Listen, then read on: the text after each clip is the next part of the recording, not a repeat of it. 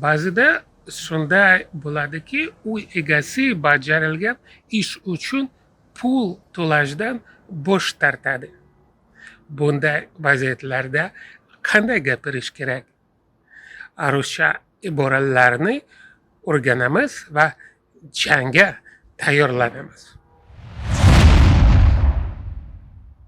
Договоренность об оплате. To'lov haqida kelishuv. Вообще-то у нас была договоренность об оплате. Aslida bizda to'lov bo'yicha kelishuv bor edi. Выполнить работу. Ishni bajarish. Я выполнил всю работу качественно и в срок. Men barcha ishni sifatli va o'z vaqtida bajardim. Претензии по качеству. Sifat bo'yicha e'tirozlar. Если у вас есть претензии по качеству, давайте обсудим их сейчас. Agar sifat bo'yicha e'tirozlaringiz bo'lsa, keling, ularni hozir muhokama qilamiz.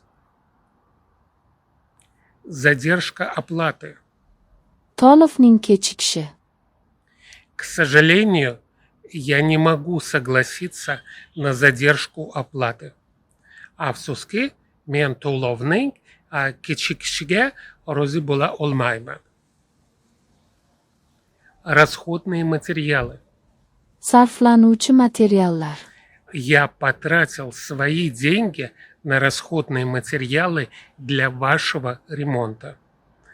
Men ta'miringiz uchun sarflanuvchi materiallarga o'z pulimni ishladim. Требовать полную сумму. To'liq summani talab qilish.